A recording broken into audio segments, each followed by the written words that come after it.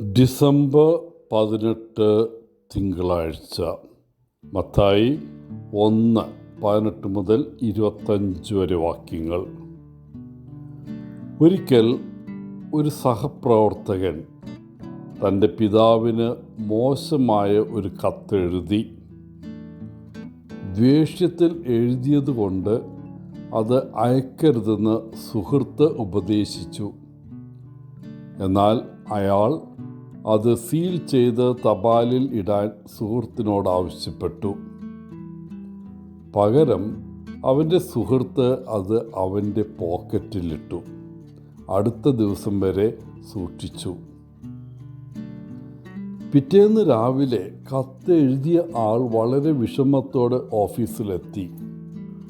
George, അവൻ പറഞ്ഞു, ഇന്നലെ ഞാൻ അങ്ങനെ ഒരു എഴുത്ത് അച്ഛന് എഴുതി അയക്കരുതായിരുന്നു. അത് എന്നെ വല്ലാതെ വേദനിപ്പിക്കുന്നു. അവനത് വായിക്കുമ്പോൾ തീർച്ചയായും അവൻ്റെ ഹൃദയം തകരും. അത് തിരികെ ലഭിക്കാൻ ഞാൻ $50 കൊടുക്കാൻ തയ്യാറാണ്. അപ്പോൾ സുഹൃത്ത് പോക്കറ്റിൽ നിന്ന് അവൻ്റെ കത്തെടുത്ത് കയ്യിൽ കൊടുത്തിട്ട് താൻ അത് അയച്ചില്ല എന്ന കാര്യം അറിയിച്ചു. അവൻ അത്യധികം സന്തോഷിച്ചു. തൻ്റെ ആ ക്രോധം ഉളവാക്കുന്ന കത്ത് മെയിൽ ചെയ്യാഞ്ഞതിന് അയാൾക്ക് $50 നൽകാൻ ആഗ്രഹിച്ചു. ഇന്നത്തെ സുവിശേഷ ഭാഗത്ത് മാലാഖ ജോസഫിനോട് മറിയത്തെ വിവാഹം കഴിക്കാൻ ഭയപ്പെടേണ്ട എന്ന് പറയുന്നു. ജോസഫിന് ദൈവത്തിൻ്റെ സന്ദേശം ഇതാണ്: ഞാൻ നിങ്ങളോട് ആവശ്യപ്പെടുന്നത് തെറ്റായ കാര്യമാണെന്ന് തോന്നിയാലും അത് ചെയ്യാൻ ഭയപ്പെടരുത്.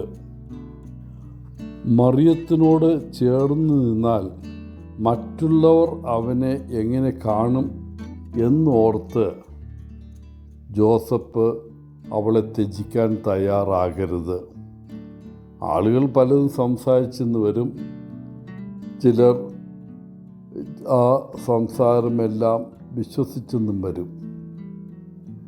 എന്നാൽ ജോസഫ് നല്ല ആലോചന, വളരെ കൃത്യമായിട്ട് ആലോചിച്ച് തീരുമാനമെടുക്കുന്ന മനുഷ്യനായിരുന്നു എന്ന് നമുക്കറിയാം. മത്തായി പറയുകയാണ്, ശരിയായത് എങ്ങനെ പിന്തുടരാം എന്നതിനെക്കുറിച്ച് ജോസഫിന് നല്ല ഒരു നിശ്ചയമുണ്ടായിരുന്നു. അവൻ മാലാഖ പറഞ്ഞ കാര്യങ്ങളെക്കുറിച്ച് ചിന്തിച്ചു.